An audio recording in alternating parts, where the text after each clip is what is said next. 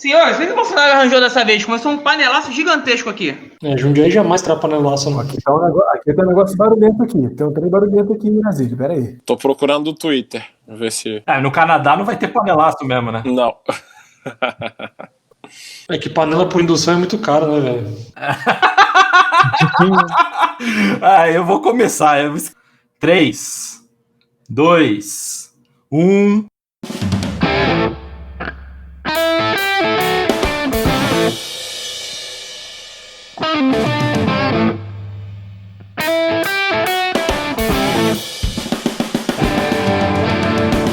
Fala, seus trapalhão da saúde, continua tudo quarentenado com vocês, tá começando mais um episódio do ZoneCast, aquele podcast que está achando a audiência tão baixa, que resolveu recontar os números do Google. Então, chega mais, toda a galera do TZ, menos o Rafa, que tá no sítio cuidando das galinhas.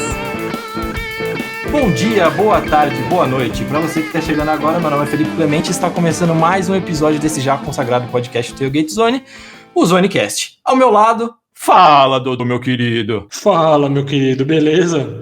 Antes de mais nada, nos sigam nas nossas redes sociais, Facebook, Instagram e Twitter. No Twitter um pouquinho diferente, TailgateZone_BR. E você consegue encontrar esse podcast maravilhoso também no YouTube. E é no YouTube também que nós fazemos as nossas lives, então passa lá para conferir. Maravilha, é isso aí. Fala, Fernandão. Fala, meus camaradas. Sempre uma alegria muito grande estar com vocês. Vamos em frente, porque parado não dá mais não. Poxa, eu fico feliz que eu não tô mais por último. Tudo bom, pessoal? Não tem nada muito para falar, espero só que todo mundo esteja muito bem. Eu acredito que estamos todos bem, né? Todos bens, não, todos bem, né? Enfim. Fala, Henriqueta. Fala, chefinho. Todos os bens estão bem. É só isso que você ia falar? Que maravilha, hein? Eu sou uma pessoa curta e concisa. Eu não falo demais. Quem tá ouvindo vai acreditar. Fala, Rafik. Oba, meu povo. Eu acho que ainda não tomei minha injeção de ânimo do podcast passado pra cá, mas o bordão não pode se perder, né? Isso é um bom ponto, Vamos colocar, então, aquele colírio alucinógeno, que aí o negócio fica da hora. Matheus, eu tenho uma pergunta pra te fazer antes de começar esse podcast aqui, a gente tocar a pauta do nosso Giro News. Ou Zone News, a gente tá falando o nome tudo errado. Vem. Imagine a seguinte situação. Estamos eu e você na rua da sua casa em Barbacena. A gente começa a andar, estamos conversando e tal, e aí a gente vê uma casa pegando fogo. Aí a gente fala assim, pô, vamos ajudar naquela casa ali. Aí você fala, não, mas e a minha casa? A gente, não, mas a outra casa que tá pegando fogo. Você falaria, mas a minha casa, ou você ajudaria também a apagar o fogo da outra? O patrãozinho, cê só pode estar de sacanagem com a nossa cara. Essa pergunta não faz o menor sentido. É claro que o Matheus vai ajudar a casa que tá pegando fogo, quem não iria? Eu ajudaria a apagar o fogo da outra casa que tá pegando fogo, né? Porque não faz sentido jogar água na minha casa se ela não tá pegando fogo. Exatamente. Muito obrigado. Era só com essa reflexão que a gente podia continuar aqui o papo.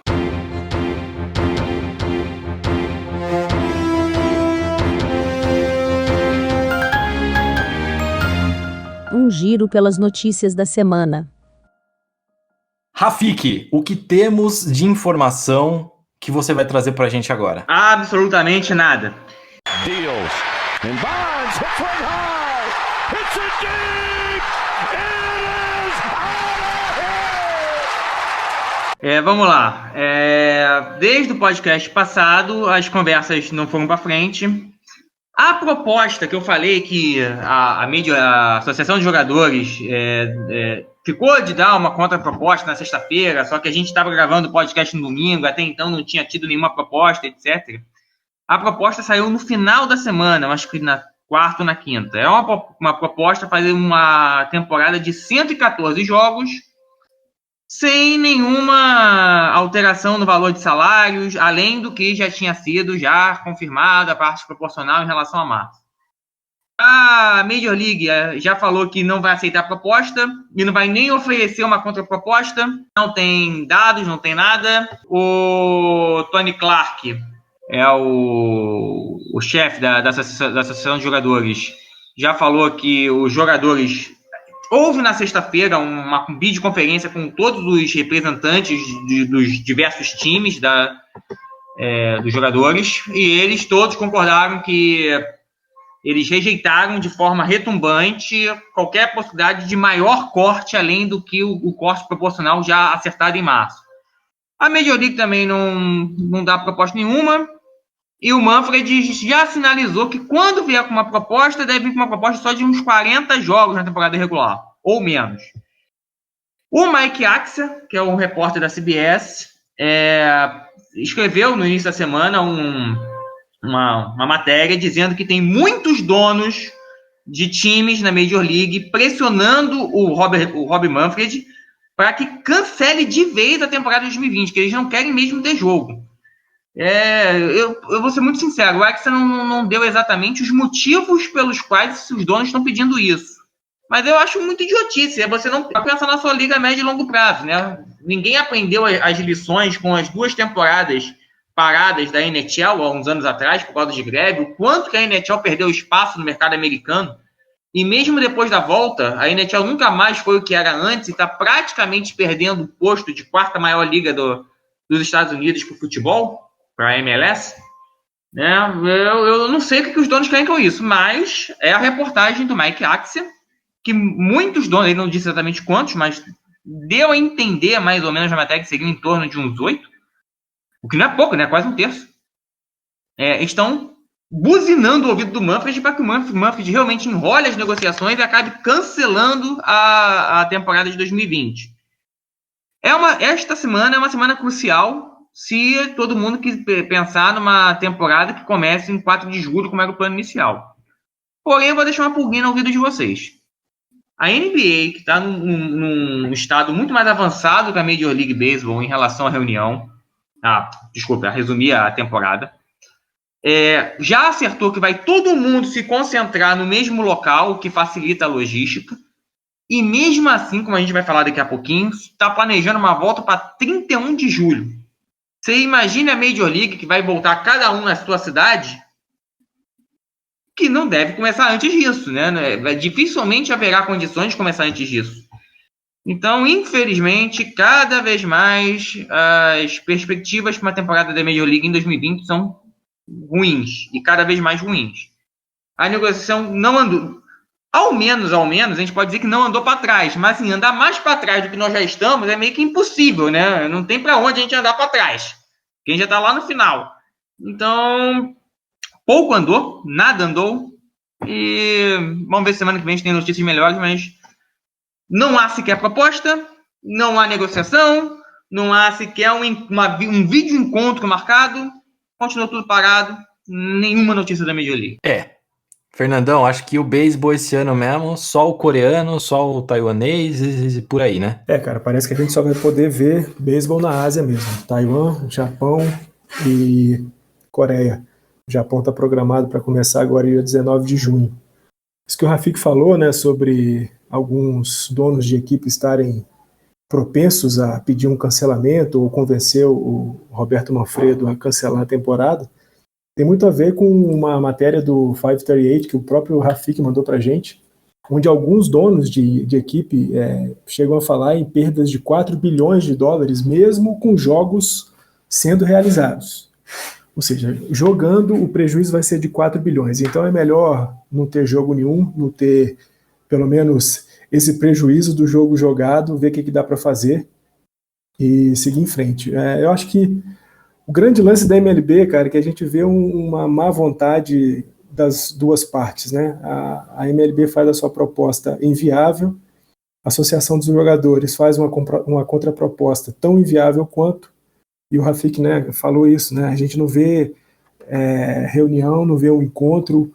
Quando houve um encontro, acabou tendo aquele vazamento do e-mail que se havia alguma possibilidade de que a partir daquele encontro lá atrás pudesse haver uma conversa que amadurecesse para uma retomada da temporada, o vazamento daquele e-mail colocou por terra completamente.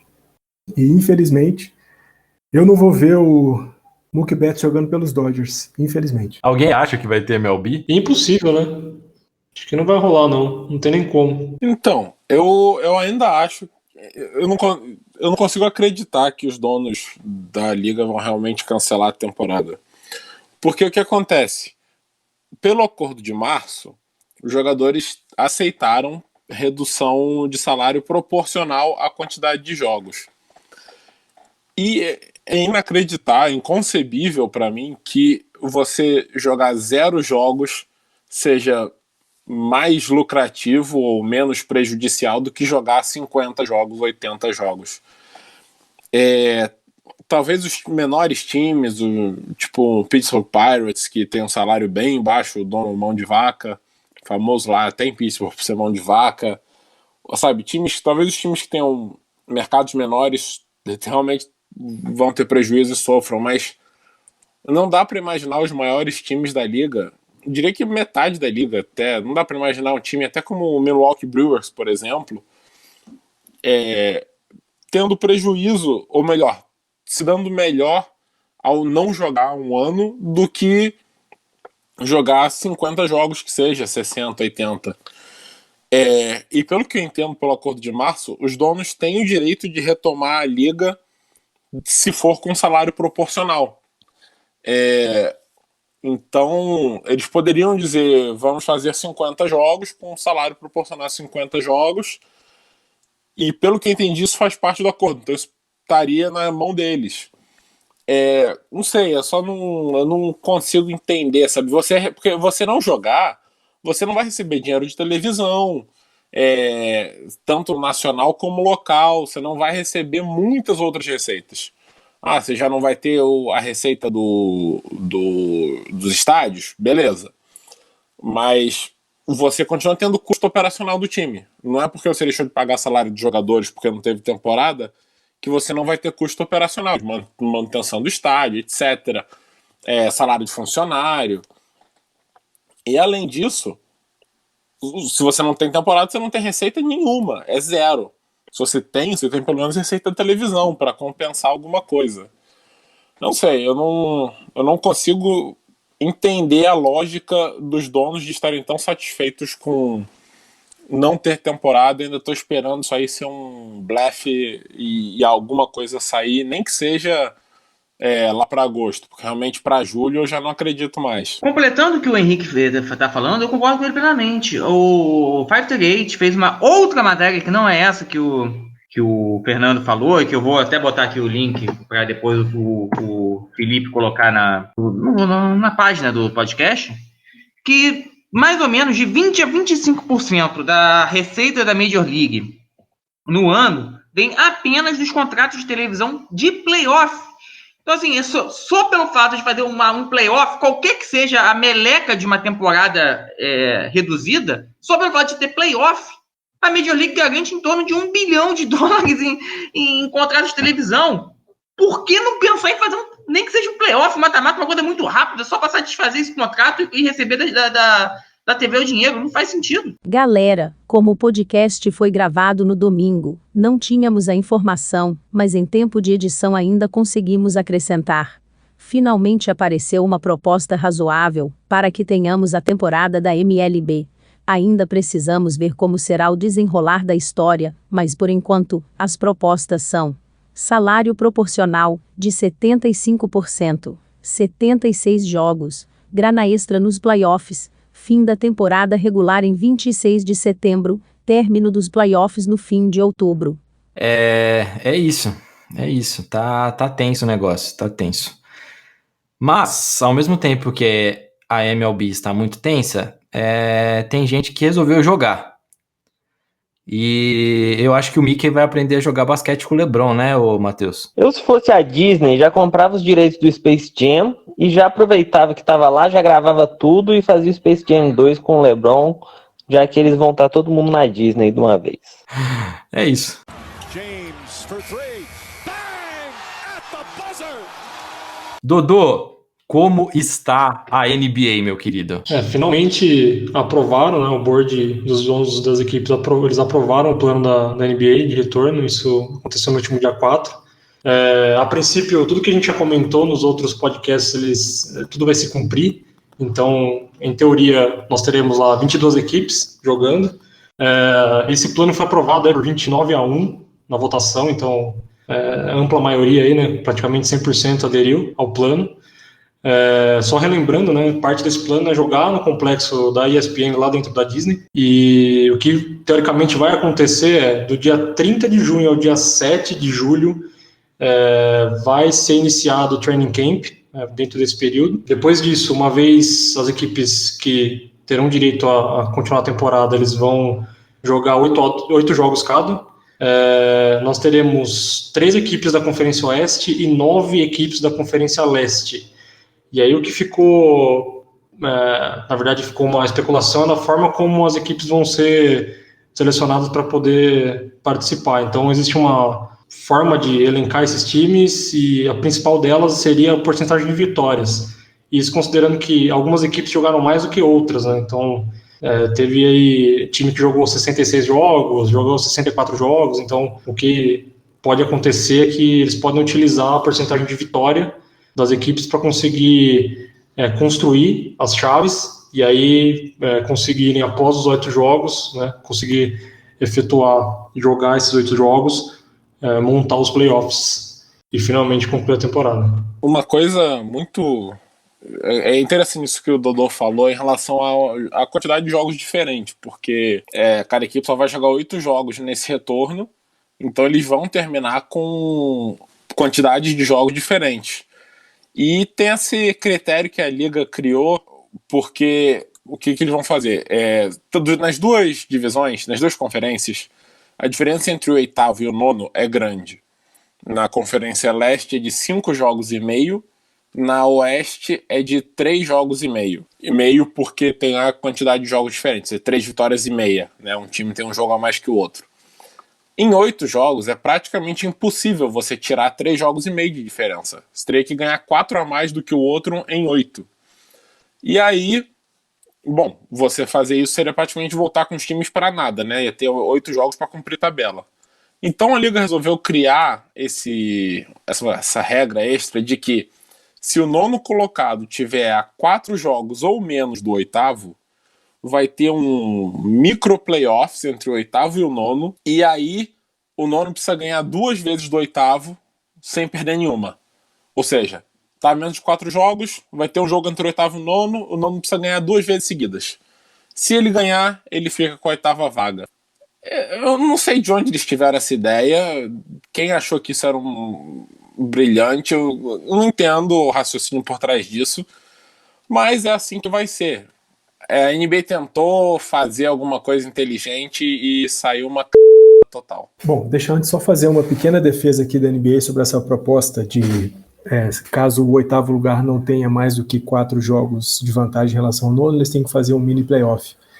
As vagas pro que seria a World Baseball Classic de 2021, elas são decididas mais ou menos nesse caminho.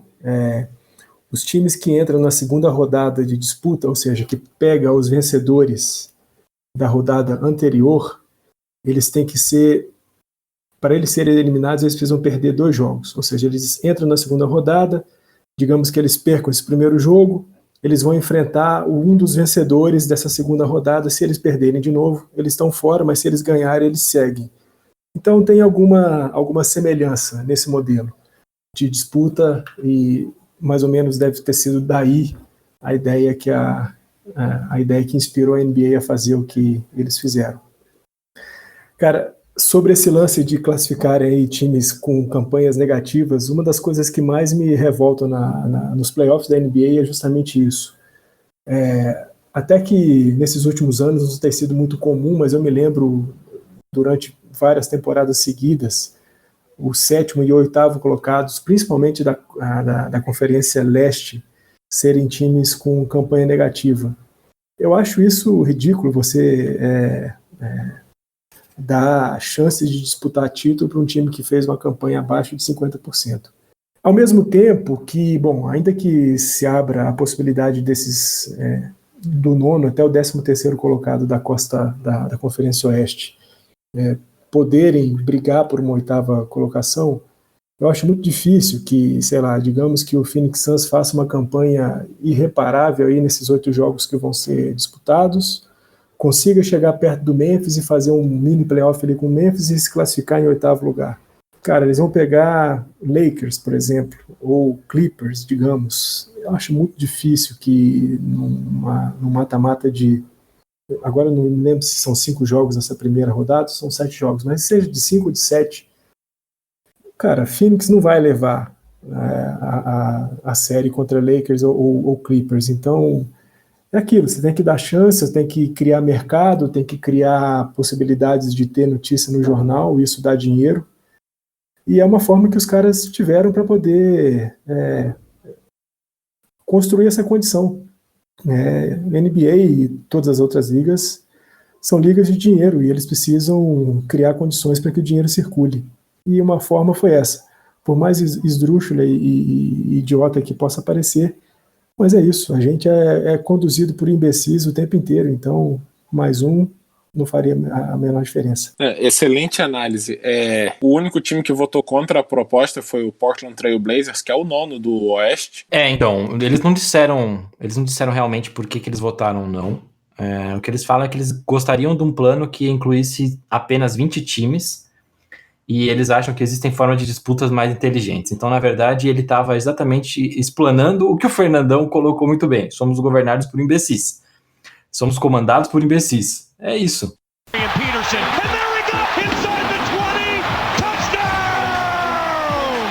Bom, o papo é NFL e não tem como não falar. Eu vou deixar o Dodô abrir para falar disso. Dodô, o que o Drew Brees fez? Cara, ele infelizmente aprontou mais uma, né? A gente tá vivendo um momento bem complicado, né? Falando de pandemia o tempo todo, e aí, de repente, mais um negro é assassinado de forma brutal. E ele podia ter aproveitado o momento para fazer parte da solução, né? Ele preferiu fazer parte do problema. Ele soltou uma nota, né? Muito mais para tentar apoiar a presidência americana, falando sobre um problema de desrespeito à pátria e à bandeira no momento em que o hino é tocado e você simplesmente evitar de colocar a mão no peito e cantar o hino e se ajoelhar. E aí, para quem não sabe, isso começou com Colin Kaepernick, né, que era quarterback dos 49ers. Enfim, é uma história longa, mas o que o Drew Brees fez foi bater de frente com isso, né, com esse ato que simboliza o respeito, né, aos negros. Então, basicamente, ele optou por fazer parte de um sistema opressor, né, na minha opinião. E o que aconteceu foi que, após ele soltar uma nota falando sobre isso, né, que ele não consegue, isso nas minhas palavras agora, né, ele não consegue perdoar quem ajoelha durante o hino, e quem não canta o hino, né, que deve ter respeito à pátria e à bandeira. E, enfim, depois que ele fez isso, automaticamente os companheiros de equipe, principalmente os principais deles, né, o Michael Thomas e o Alvin Kamara, foram bem duros, né, com relação ao que ele disse, e pouco tempo depois ele resolveu se retratar, primeiro com um texto bem longo, né, pedindo desculpa e, enfim, fazendo que era desnecessário fazer, né, pedir desculpa por uma coisa que ele não deveria ter feito. E pouco tempo depois ele soltou um vídeo também falando sobre isso, pedindo desculpa para a comunidade negra americana, que ele não deveria ter feito isso. E pouco tempo depois de defender o que o Trump costuma dizer, né, e também disse recentemente sobre isso, né, que ele mesmo achava um absurdo o que aconteceu e que o Colin Kaepernick vinha fazendo. E, bom, ele tem uma série de falas dele aqui que eu gostaria de aproveitar a oportunidade para ler, para contextualizar, para tentar colocar ainda mais ênfase no pedido de desculpa. Ele retuitou em cima de uma mensagem do Trump, e as palavras dele são essas, né? Através de minhas conversas contínuas com amigos, colegas de equipe, líderes da comunidade negra, percebo que não é um problema sobre a bandeira americana, nunca foi. Não podemos mais usar a bandeira para afastar as pessoas ou distraí-las dos problemas reais que as comunidades negras enfrentam. E aí ele vem dizendo que isso tudo aconteceu, uma situação muito parecida aí com relação ao Kaepernick em 2017. E aí nas palavras dele, né? Infelizmente eu trouxe de volta com meus comentários nessa semana tudo o que aconteceu em 2017. Devemos parar de falar sobre a bandeira e voltar nossa atenção para os problemas reais de injustiça racial sistêmica, opressão econômica, brutalidade policial, judicial e prisão. estamos em um momento crítico da história de nossa nação. Se não for agora, então quando? E depois tem um outro texto dele falando sobre nós, como comunidade branca, deveríamos fazer parte da solução. Assim como a gente já falou na redação, eu também achei a primeira desculpa dele bem política, fez para evitar um conflito maior. Parte da equipe aceitou as desculpas, né? Tiveram notas aí em rede social falando que aceitavam as desculpas do Drew Brees, mas acho que não é a primeira vez que ele faz uma coisa dessa, e totalmente contra o que é o correto, né? Não tem nem como, não existe argumento para ir contra todo o movimento que está acontecendo, né, de antirracismo. E infelizmente ele se pronunciou no momento que não deveria. Na minha opinião, ele deveria ter ficado calado, ou ao menos ter usado esse texto de pedido de desculpas como um texto de união das pessoas, né? Aproveitar o momento para se unir à causa e fazer o que é correto. Então, eu fiquei bem surpreso quando eu vi. E, cara, ele é líder de uma equipe da NFL, ele é uma figura, né, que já tem a carreira cravada na história, e aí, no momento de total falta de lucidez e respeito, para não falar milhares de outras coisas que podem se encaixar nesse ato dele, ele acabou colocando a própria carreira em risco e também fazendo com que colocasse mais lenha na fogueira no assunto, e de forma totalmente negativa, ao invés de fazer isso de forma positiva. Matheus, essa declaração dele não parece mais falsa que andaime em construção velha? Olha, então, isso daí vai até de todas aqueles pedidos de desculpa públicos que a gente vê. Porque ele falou a besteira, ele falou que ele não consegue respeitar quem, isso remetendo aos atos de 2016, né, do Colin Kaepernick, que ele não conseguia respeitar quem ajoelhasse durante o hino. E aí ele tomou porrada de todo lado da imprensa, de jogador, de colega de time. Tinha muito jogador, inclusive o Zadarius Smith, de Green Bay, do tipo, doido pra jogar contra ele, pra dar umas porradas. E, enfim. E aí, logo depois, ele solta essa nota na imprensa pedindo desculpas. E aí, para mim, é das duas coisas. Uma, ou ele realmente estava sendo sincero, ou ele não está sendo sincero das desculpas. E é problemático de todos os dois jeitos. Porque se ele não está sendo sincero, ele está mentindo só para não ficar mais feio na mídia, para não ficar mais queimado. E se ele está sendo sincero, ele não está sendo sincero porque ele mudou, acredito eu, que ele mudou o pensamento dele ou qualquer coisa do tipo. Porque é muito difícil, às vezes, uma pessoa assim mudar a forma de pensar depois de um dia. E aí mostra que isso é um problema mais do sistema que a gente vive, né? Que ele pediu desculpa não porque ele viu que ele estava errado, e sim porque ele tomou porrada de todo mundo e ele ia perder não só o prestígio que ele tem, mas também dinheiro. E isso diz não só dele, mas de muita gente que acaba fazendo esses pedidos de desculpa. Então, ele até depois tenta se redimir falando do tipo, pedindo, soltando uma nota pro Trump para tentar do tipo assim, como se ele mostrasse que mudou e agora ele está querendo falar até com o Trump e pedindo para o Trump rever as ações dele diante os protestos. E, assim, foi só ele tentando do tipo melhorar a imagem dele. Para mim, eu não vejo como ele pode ter mudado assim, porque mudar depois de tomar porrada é muito fácil. Mudar quando você vê realmente que o processo está acontecendo é mais difícil, mas é mais sincero. Eu entendo perfeitamente e esse era um dos pontos que eu ia comentar. Mas, Rafik, você não acha que também se a gente parar de acreditar que as pessoas podem mudar de um momento para o outro, a gente para de acreditar em qualquer coisa? Interessante, você não sabe o que eu ia falar, mas realmente essa pergunta vai de encontro com o que eu ia falar. É muito interessante, porque esse caso é tão complexo, porque assim, inicialmente, é muito fácil para o Drew Brees falar com o Trump por um simples motivo. A gente está esquecendo que o Drew Brees sempre apoiou candidatos democratas e não republicanos.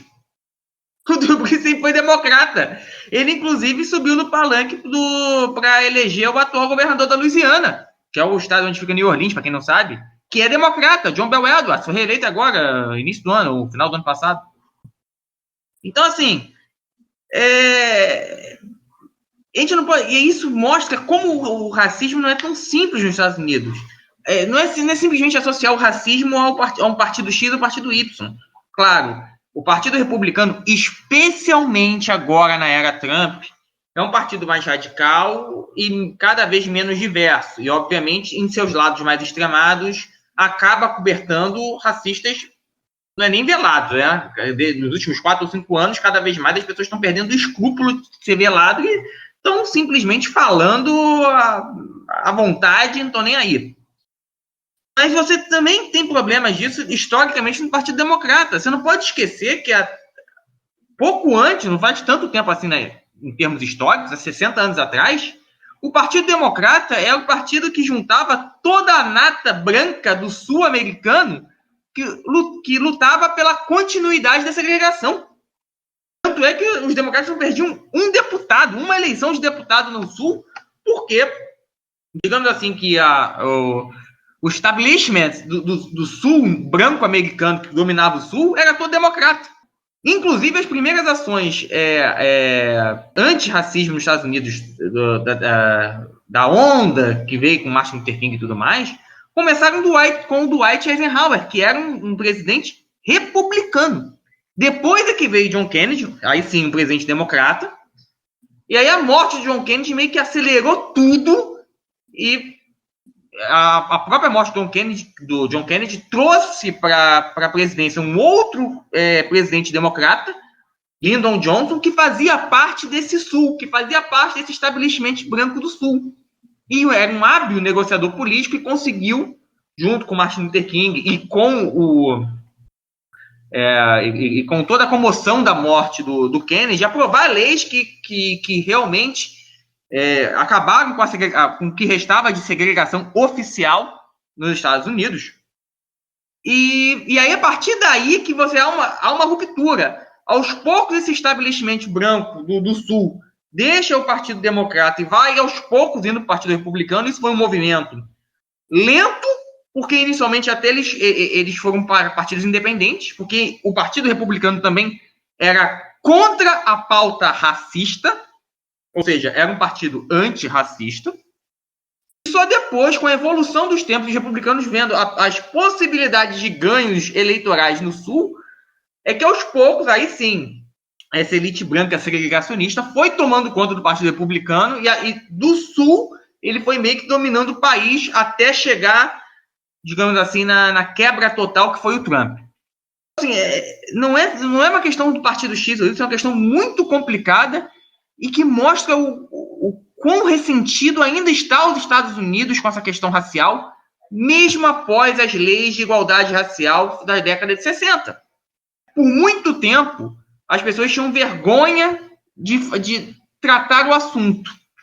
Porém, aos poucos, a vergonha foi perdida. Inicialmente, pelos segregacionistas, a ponto de partidários, inclusive o próprio Trump, antes de ser candidato a presidente, de tentar negar que o Obama tenha nascido nos Estados Unidos. Porque, por ele ser negro, por mais que eles não tenham dito, ficava nas entrelinhas. E a partir desse movimento que os segregacionistas perderam o pudor de falar, os antissegregacionistas também tiveram que começar a se posicionar. E aí, nesse ponto, a própria internet, Twitter e tudo mais, como já disse o Smith, a gente falou no podcast passado, facilitou a dispersão de vídeos que mostram esse racismo na prática e que esses vídeos dificultam argumento que é muito comum no Brasil, dizer que daqui não tem racismo, que o problema é econômico. Né? E aí esses vídeos deixam claro que não, o problema não não é econômico, é racial. Afinal de contas, já que você falou em problema de jogador da NFL, mesmo que o Drew Brees tivesse feito algum problema legal, será que ele iria preso? Ele é branco, né? Não sei. Só ilustrando ainda mais o que o Rafik falou, o David Duke, que ele foi grão-mestre, né, tipo, o chefão da Ku Klux Klan na década de 70, 80, ele, nessa época, ele era do Partido Democrata. E atualmente, tipo, ele é eleito depois pelo Partido Republicano, mas atualmente ele é do Partido Republicano, o que mostra que não é uma questão partidária nos Estados Unidos, é uma questão social. E o Rafik nunca me decepciona, porque eu ia falar do estado da Louisiana, até da população da Louisiana, mas ele já falou antes e é por isso que eu gosto dessa galera. Cara, assim, eu não vou fazer crítica nenhuma ao pedido de desculpas do Drew Brees, porque afinal de contas, bom, todo mundo tem o direito de se arrepender de alguma coisa, exceto de ter votado no Bolsonaro, mas eu queria pegar um trecho da fala dele, que é o de que ele conversou com companheiros, conversou com líderes da comunidade negra nos Estados Unidos. E o que me chama a atenção nessa fala, cara, é que há 4 anos ele teve a oportunidade de conversar com um cara que começou todo esse movimento, que foi o Colin Kaepernick. Cara, e o Colin Kaepernick não era um padeiro que resolveu ir assistir um jogo do San Francisco 49ers e ajoelhar lá na torcida para protestar contra a violência contra os negros nos Estados Unidos. O Colin Kaepernick era o quarterback do time. É um cara que joga na mesma posição do que ele, que joga na mesma liga que ele. Cara, será que ele não podia chegar no Colin Kaepernick e falar: meu amigo, vem cá, como é que é essa história aí de ajoelhar? O que você quer dizer de fato com isso? É lance de desrespeitar hino, bandeira, ou o que você quer dizer sobre isso? Foi preciso passar em 4 anos, mais alguns montes de negros morrerem nos Estados Unidos. A gente vê se espalhando pelo mundo inteiro uma onda de protestos contra a violência policial, sobretudo a violência policial contra negros, para que, depois de ter falado uma monumental, tomado porrada de todo mundo, ele fosse ouvir companheiros negros dele, que jogam com ele no New Orleans Saints. Foi preciso tomar porrada de tudo quanto é lado para ir até líderes da comunidade negra, do movimento negro estadunidense, para entender de fato o que era o se ajoelhar durante a execução do hino, antes dos jogos na NFL. Não, ele tem o direito completo de se arrepender e de pedir desculpa. Mas, porra, ele não poderia ter ido um pouco lá atrás e direto na fonte para saber exatamente o que significava o movimento e o momento de protesto do Kaepernick? Eu acho que entra bem naquele comecinho de governo Trump, que as coisas eram um pouco veladas e talvez o cara não tivesse coragem de falar ainda. Era aquele famoso cara que tá no armário e fica só remoendo o negócio, e quando ele vê que ele pode soltar qualquer coisa, ele solta. Só que talvez, quando ele soltou essa primeira fala dele de respeito à bandeira, eu acho que ele não esperava ter tomado toda a pancada que ele tomou, e aí talvez por isso ele falou: opa, agora eu preciso entender. Eu acho que na época ele não falou, porque ele tratava aquilo como, porra, o cara tá desrespeitando, mas se eu falar que ele tá desrespeitando, qual porrada eu vou tomar? Agora, depois de 3 anos, quase 4 de governo Trump, quase 4 já, né? De governo Trump, o cara falou assim: eu acho que eu tenho liberdade pra falar uma merda dessa. Aí ele foi lá, falou e tomou porrada que ele não esperava que ia tomar. Eu acho que é mais nesse sentido. Eu não tô tentando defender Drew Brees ou defender qualquer outro, entendeu? Porque eu acho que tem coisa que é indefensável. Só que o cara se redimir, o cara tentar voltar atrás, mostrar que corrigiu, eu acho que a gente tem que acreditar nisso. Porque senão, se a gente não acreditar que ninguém pode ser regenerado, ferrou. Assim, aproveitando já que falaram de Kaepernick e início do governo Trump, a gente não pode esquecer o seguinte. Tem um detalhe nessa história toda do Kaepernick que impressionante como todo mundo esqueceu. O contrato do Kaepernick acabou e o São Francisco anuncia que não vai renovar com o Kaepernick. O Kaepernick fica sem... Ninguém contrata o Kaepernick fica sem emprego. Mas todo mundo esquece que, estranhamente, poucos meses depois do São Francisco não ter renovado com o Kaepernick e o Kaepernick ter ficado sem emprego, o Trump assinou o perdão presidencial para o dono do 49ers. Para quem não sabe, o dono do 49ers foi condenado por corrupção ativa do governador da Louisiana. Por coincidência, justamente o estado onde fica New Orleans. E não é o John Bel Edwards que eu falei mais cedo, é o anterior a ele. O dono do 49ers foi condenado por corrupção ativa. E quem perdoou ele? O Trump. Poucos meses depois dele dizer que não ia renovar com o Kaepernick. Isso todo mundo esquece. Para finalizar, eu só queria complementar a fala do Matheus. Por mais que eu diga que a questão não é política, não é de partido A, não é de partido B, a partir do momento que o Trump entrou na presidência e trouxe isso para o pódio presidencial e o Trump começou a reformar o Partido Republicano por dentro, entre aspas, se tornou sim uma questão partidária, mas é uma coisa muito, muito recente, é coisa de 2, 3 anos. Hoje, sim, de modo geral, o Partido Democrata é um partido extremamente plural, que recebe negros, latinos, índios, etc., e vai contra o segregacionismo, e o Partido Republicano está cada vez mais branco, com poucas mulheres, cada vez menos você tem representantes mulheres no Partido Republicano, mas é uma questão recente, tão recente que as últimas pesquisas indicam que, especialmente depois desses protestos, muitas pessoas do Partido Republicano começaram a entender o problema do racismo. A última pesquisa que eu vi agora, quinta-feira, diz que 41% dos republicanos afirmam que a questão racial nos Estados Unidos está errada. Isso é algo muito grande.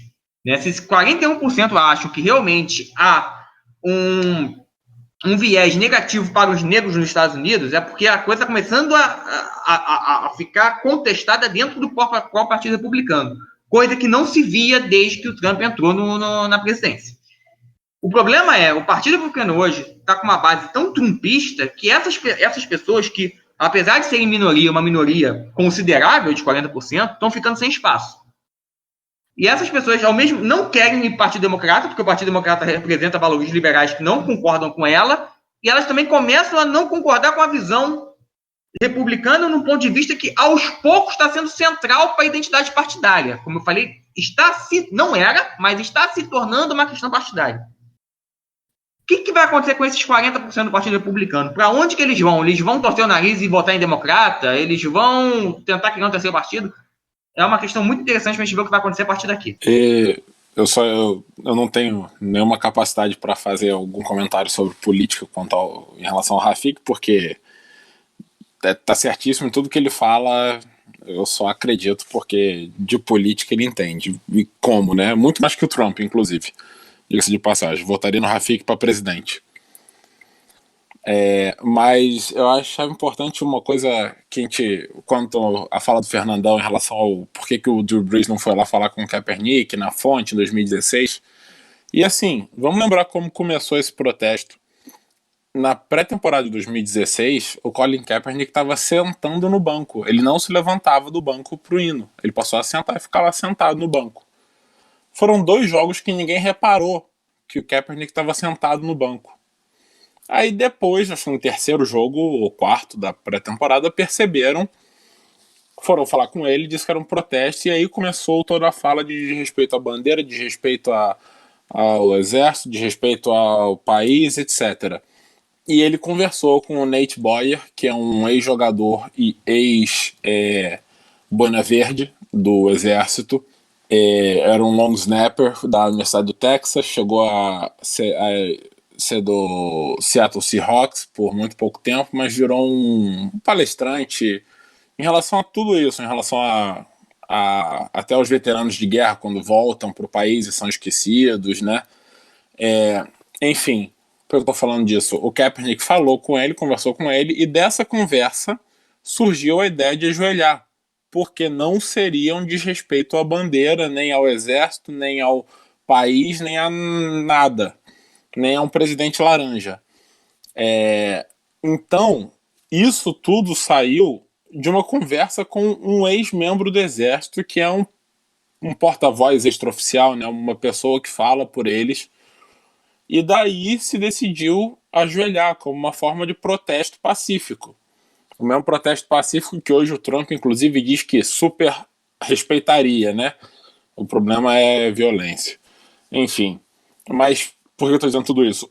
Estava nas notícias na época. O Drew Brees não precisava nem ter ido falar na fonte, ele poderia ter só lido no jornal que o Kaepernick conversou com um membro do exército e daí foi decidido que esse ajoelhar não seria um ato de desrespeito. Só que, obviamente, como vocês já falaram, o Felipe falou em relação ao momento do país, aí é a falta de interesse de você ir procurar qualquer coisa. Por que o Drew Brees, um branco atualmente rico, não sei se ele é rico de nascimento ou não, mas um branco privilegiado, teria que se preocupar com isso, né? Então, já que agora perguntaram pra ele, resolveu dizer que ele acha um desrespeito. E aí ele viu a besteira que falou. Não sei se viu a besteira, mas viu a que daria pra ele se ele não se retratasse. Enfim, é só pra dizer que, na verdade, tudo isso tinha sido discutido em 2016, só que quem não quer não ouve. É exatamente isso. Foi discutido em 2016 e ninguém teve interesse de ouvir. E o que fazer com o seu QB, Dodô? Tem que fazer nada não, patrãozinho. Vamos só aguardar a linha ofensiva abrir um buraco, assim que o primeiro defensor vier tentar derrubá-lo no chão. Ainda tem mais uma coisa além disso, né? A gente, durante os episódios, né, o Drew Brees ainda acabou ajoelhando, né? Em um dos jogos, antes do hino, né? Em setembro de 2017, ele ainda teve algum certo conflito com o Trump, bem ameno, mas dizendo que ele não concordava com o presidente da forma como ele tinha dito, porque ele soltou uma série de tweets falando sobre se ajoelhar durante o hino. E o próprio Drew Brees fez isso antes do hino acontecer. E que ele acreditava que o hino era uma forma de mostrar que as pessoas conseguem ficar juntas em pé e mostrar a força do país ou algo do gênero.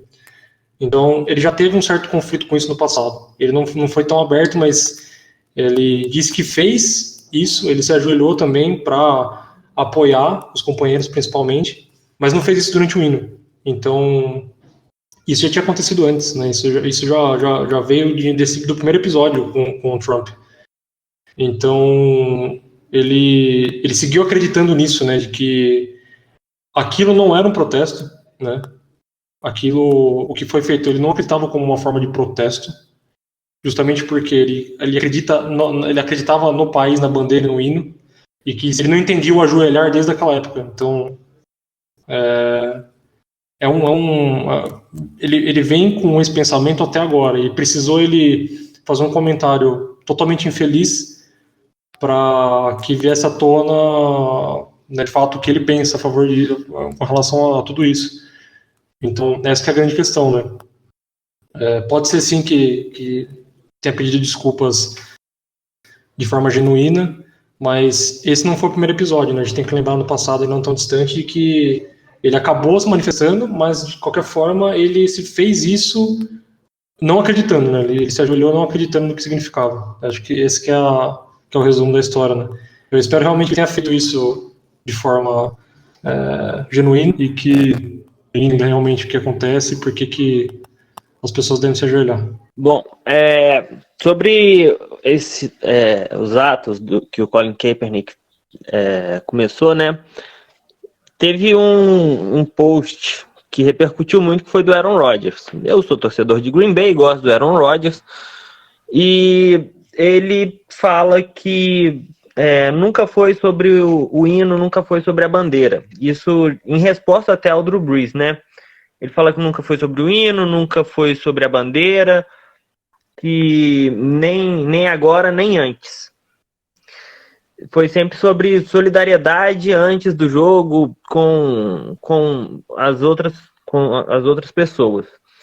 Só que, bem, eu tenho uma crítica que não é só para o Aaron Rodgers, é para todas as outras pessoas da liga.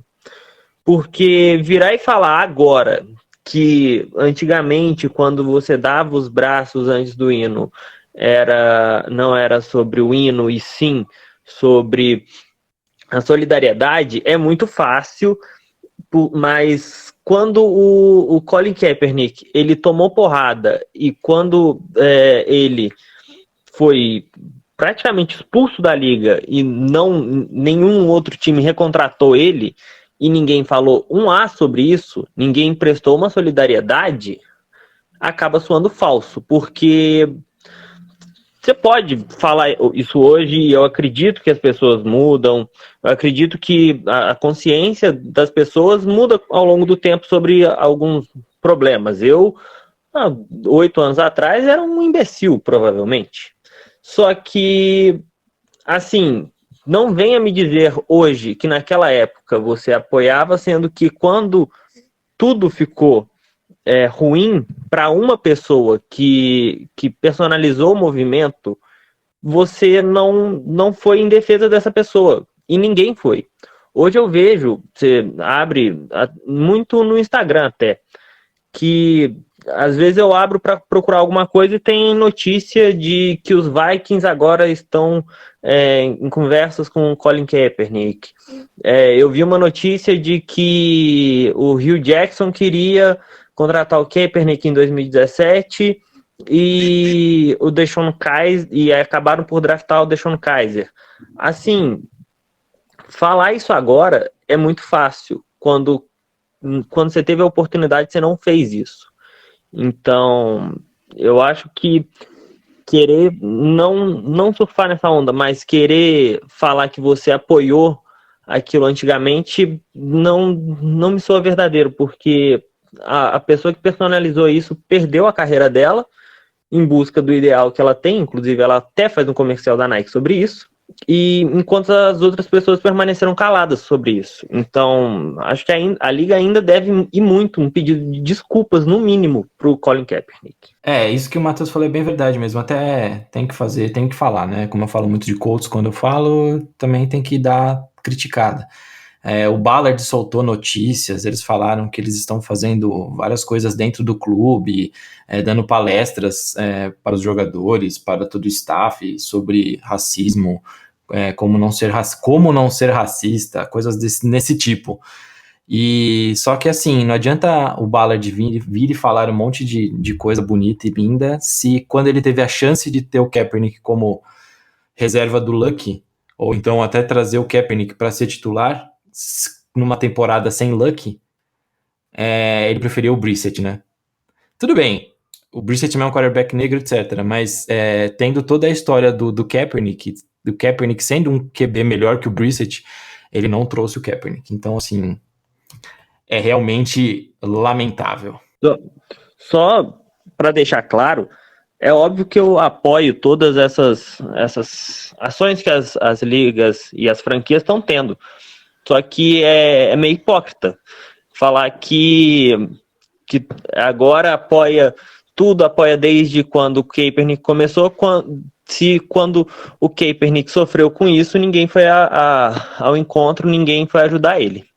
E a gente vê que tem time que tava a um Colin Kaepernick de ir para os playoffs, tipo o Chicago Bears, tipo o Pittsburgh Steelers, quando o Big Ben machuca. Só que por conta da liga ter meio que feito esse acordo racista de não chamar o Kaepernick de volta, nenhum time contratar ele. Em defesa dos Bears, apesar de eu não ser torcedor dos Bears, pelo contrário dos Packers, não tinha por que você contratar o Kaepernick se você acreditava que o seu QB era o melhor QB da face da terra e que você gastou a second pick nele.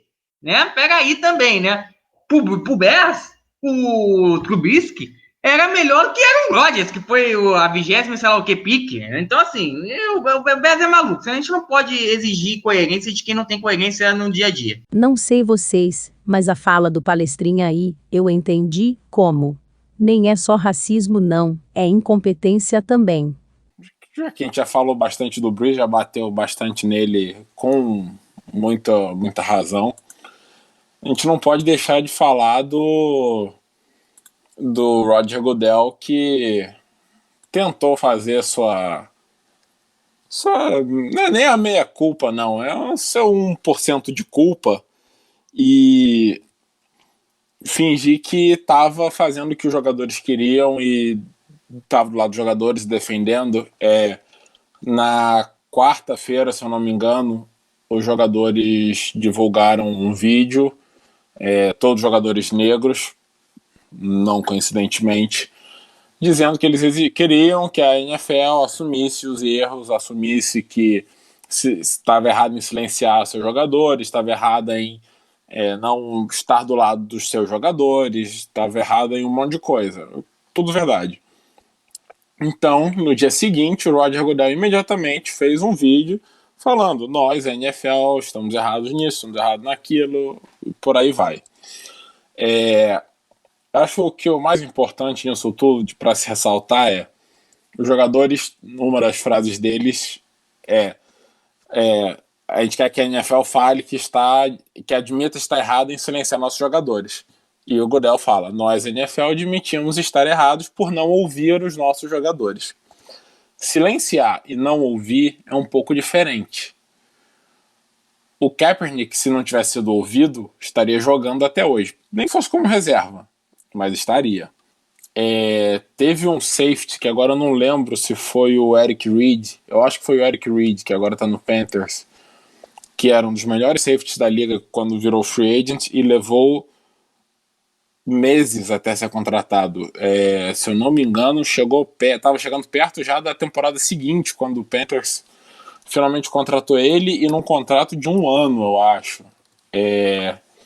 Então, assim, o Eric Reid é um dos jogadores que também, desde o início, se ajoelhava junto com o Colin Kaepernick.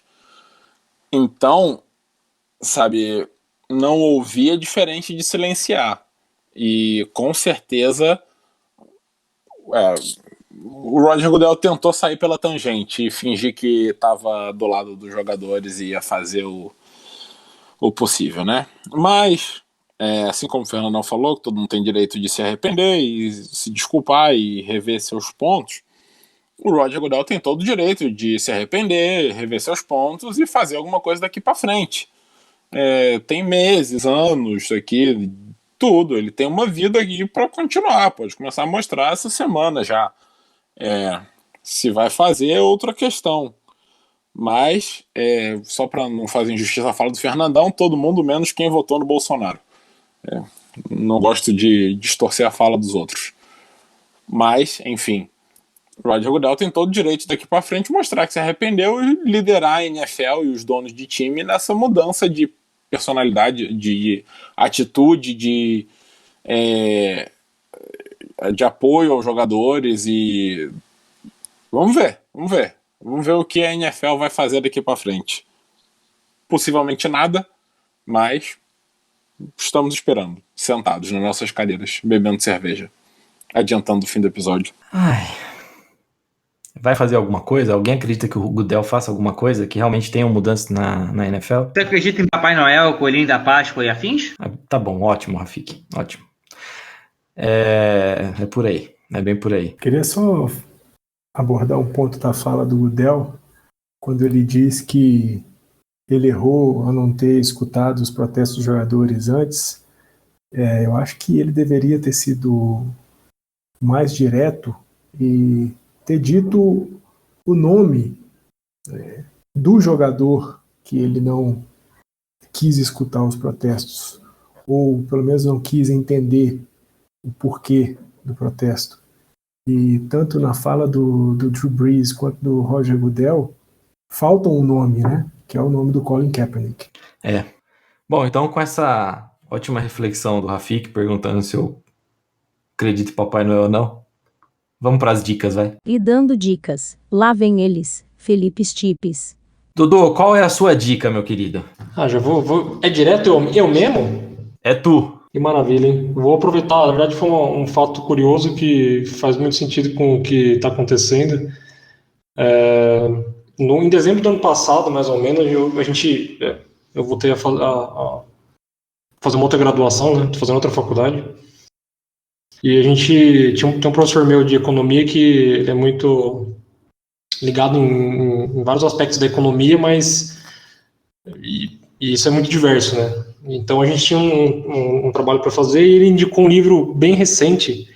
E eu vou falar desse livro justamente porque me veio o estalo por conta de um fato que ocorreu essa semana. Paulo Gustavo, que é humorista, acho que todo mundo conhece, ele cedeu o perfil dele para Djamila Ribeiro para falar, para que ela pudesse conversar com as pessoas da rede dele, né, que tem milhões de pessoas, sobre o racismo. E coincidentemente a gente teve um trabalho relacionado a um livro dela lançado no ano passado, em novembro, que é chamado de Pequeno Manual Antirracista. E a gente teve que fazer criar paralelos com esse tema, com questões econômicas e de desigualdade social. E é muito interessante, é bem pequeno, tem 130 páginas, mais ou menos, talvez um pouquinho mais. E ele fala justamente sobre cultura, violência racial, ele fala, te oferece, né, te oferta pontos de vistas distintos, né, sobre esse tema e o que a gente pode fazer, né, para apoiar nessa luta. E é como se fosse um manual mesmo, né, explica de fato o que gera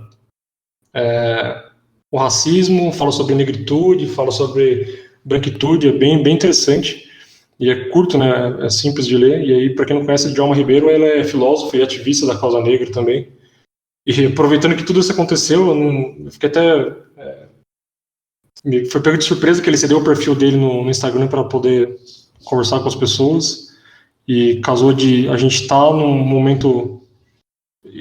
Foi oportuno eu lembrar desse livro e poder trazer para vocês aqui. Então, se você puder, quiser aprender um pouco mais sobre o que causa o abismo social no Brasil, esse é um livro bem interessante. Bom, então agora, saindo de livro, vamos para o último episódio do Samba Enredo for Dummies, Rafik, é isso? Vai ser o último não, mas é mais um, com certeza.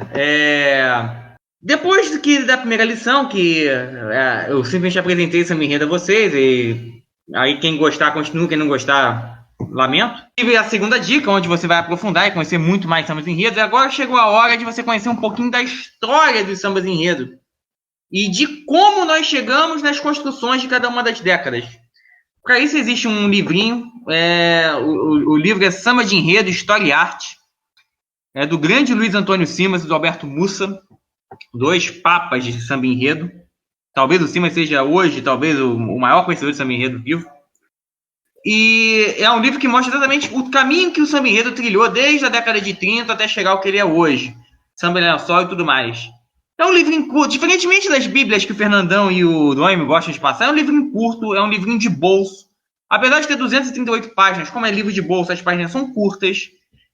Muitas delas vêm com versos de samba, então a leitura é ainda mais rápida. 2 ou 3 passadas mais demoradas no banheiro, você já consegue ler o livro inteiro. Então, fica aí a dica para você. A terceira lição do Samba Enredo for Dummies é o livro Samba de Enredo, História e Arte. Depois que você terminar de ler, você vai entender exatamente o momento histórico de cada um dos sambas, seja no carnaval, seja na própria evolução do gênero samba enredo. É muito interessante. Como o livro é de 2010, ele acabou não pegando a última revolução, que começou justamente em 2012. Começou na verdade em 2010, mas o ápice foi em 2012. Que justamente é a revolução que quebra a receita de bolo que ele vai encerrar o livro. Que ele encerra o livro dizendo que os sambas enredo hoje todos seguem uma receita de bolo. Essa receita de bolo hoje foi quebrada. Ela foi quebrada 2 anos depois do lançamento do livro. E essa vai ser a lição da semana que vem. Escatologicamente aí, o Rafik deu um bom jeito de aprender. Mas é isso aí. Henriqueta, qual é a sua dica? Eu estava procurando algum jeito de generalizar dicas para você se inteirar mais do racismo. Tudo, né? A história do racismo, o racismo atualmente, qualquer coisa. Eu não consegui pensar num jeito bom de sugerir isso tudo de uma vez só. Então eu queria sugerir, inclusive puxando uma dica que eu já dei antes, qualquer filme ou série da Ava DuVernay. Eu não sei se estou falando o nome certo dela. Ela foi a criadora e produtora e diretora de Olhos que Condenam, do Netflix. Ela é a diretora de Selma, o filme que concorreu ao Oscar. em 2014, se eu não me engano. E ela dirigiu também um documentário chamado 13º, eu acho que em português o nome é 13º mesmo, que também está no Netflix. Ele é de 2016, mas ele só ganhou força, me parece, atualmente com as manifestações. Eu não sabia eu não conhecia ele até agora. Então, acho que qualquer um desses três, e te garanto que se você assistir esses 3 filmes, o Netflix vai começar a te sugerir muito mais coisa boa também, porque o algoritmo não é burro. Então, Selma, Olhos que Condenam, que eu já tinha sugerido antes, a 13ª Emenda é o nome dele em português, no Netflix. Qualquer um deles ou os 3 você vai estar bem, já que a gente tem tempo para assistir série, filme, tudo, né? A gente assiste Friends, 10 temporadas, a gente pode assistir 3 de algo que é muito mais importante. É isso, boa dica, Henriqueta. Agora, Fernandão, sua dica. Eu vou indicar uma série que está agora no Netflix, chamado História Direto ao Assunto. São 10 episódios curtos, de 20, 25 minutos, e que abordam temas importantes aí do século XX, início do século XXI. Eles não se aprofundam muito, mas é uma oportunidade que a gente tem para poder pegar e depois conhecer um pouco mais daquilo do que a série aborda. Então a gente tem lá assuntos como a realidade do fast food na alimentação, né, do mundo nos últimos aí 40 anos, pelo menos, de maneira mais intensa, a corrida espacial, a ascensão da China, a briga pelo petróleo do Oriente Médio, os movimentos feministas, e vale a pena. Já que o Rafik deu a dica, né, de que a leitura 2, 3 idas ao banheiro, você consegue ler todo o livrinho que ele indicou, os episódios são curtos, uma dor de barriga um pouquinho maior, você já viu um. Olha, vocês estão ficando campeão em dar essas dicas, viu? Patrãozinho, deixa eu só fazer um complemento aqui à dica do Henriqueta. Claro. Que aí são 2 livros, e aí já é uma leitura um pouco mais aprofundada. São 2 autores importantes. Uma é a Hannah Arendt, que até o próprio Dodô já citou um livro dela aqui, O Origens do Totalitarismo. Eu vou indicar um livro dela chamado Da Revolução, e um outro livro de um filósofo da escola de Frankfurt, que é o Herbert Marcuse, um livro chamado O Homem Unidimensional. A gente tem visto aí pelo mundo todo movimentos antirracistas e antifascistas, e muitas vezes os protestos desaguam em manifestações, entre aspas, violentas, e o livro da Hannah Arendt e o livro do Herbert Marcuse abordam a violência revolucionária. A Hannah Arendt tem uma visão negativa sobre essa resposta violenta dos movimentos revolucionários, e o Herbert Marcuse, no Homem Unidimensional, tem uma visão positiva, digamos, das manifestações mais violentas. É claro que esse é um resumo muito superficial do que eu estou dando, e a leitura desses livros é que vai permitir com que você entenda um pouco mais da visão desses 2 filósofos fundamentais para a humanidade sobre a resposta violenta a conjunturas políticas e sociais violentas estruturalmente. Excelente, muito bom. Eu vou deixar o Matheus encerrar, então eu vou falar minha dica agora. A gente já falou a gente já falou aí de quem votou em Bolsonaro, a gente já chamou o governante de imbecil, e agora eu vou jogar a pá de cal nesse podcast. Porque o que eu vou recomendar hoje é um documentário que está na Netflix, que chama Cuba e o Cameraman. Ele é de 2017, são imagens, é um registro de uma vida, basicamente, do jornalista John Alpert, que ia a cada 5 anos para Cuba e gravava tudo o que aconteceu lá desde a Revolução.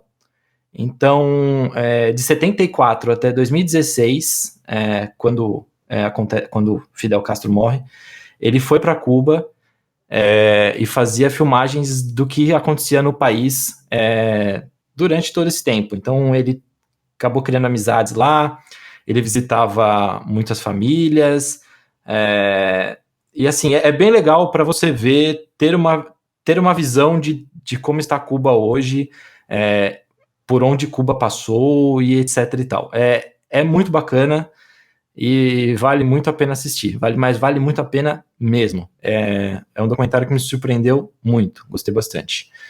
E Matheus, tô contando com você pra gente tirar essa pá de cal aí do podcast.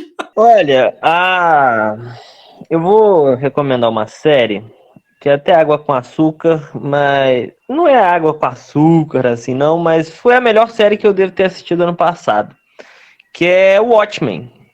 Quem já leu os quadrinhos sabe que é um dos melhores quadrinhos que tem. A série é posterior aos quadrinhos e é uma série excelente, feita pela HBO, e eu selecionei ela porque ela começa com um fato histórico que não retrata profundamente na série, mas que é bom para você pesquisar depois, que são o massacre de Tulsa, que é quando algumas multidões de brancos locais, por conta de alguns eventos em Tulsa, começaram a atacar um bairro negro que era próspero na cidade, e começou esse massacre na cidade em que até 300 pessoas foram mortas. E, enfim, a série ela é muito boa para quem gosta de super-herói, para quem já viu Watchmen e pelo menos sabe da história. Ela é muito... ela é das séries que você precisa ver para quem gosta do gênero.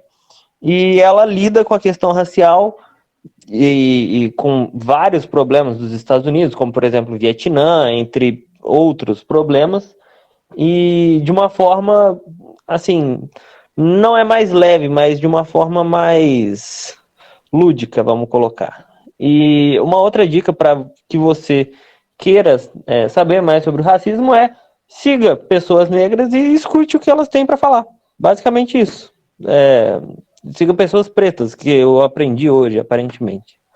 Eu ainda fico meio confuso com os termos, mas sigam essas pessoas e escutem o que elas têm para falar e é isso. É isso. Só acrescentando essa fala final do Matheus, então, para quem tá no Instagram, eu vou colocar depois esse perfil, óbvio, na página do podcast, Emanuel Aco.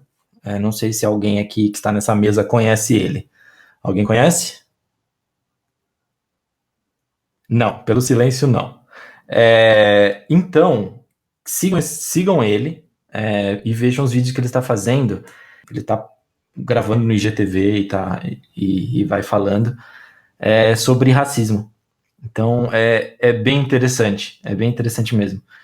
É uma dica que eu daria já puxando essa última fala do Matheus. De resto, meus queridos, foi muito bom estar com vocês, foi excelente conversar com vocês e aquele efusivo abraço, porque eu tô com muita saudade de vocês.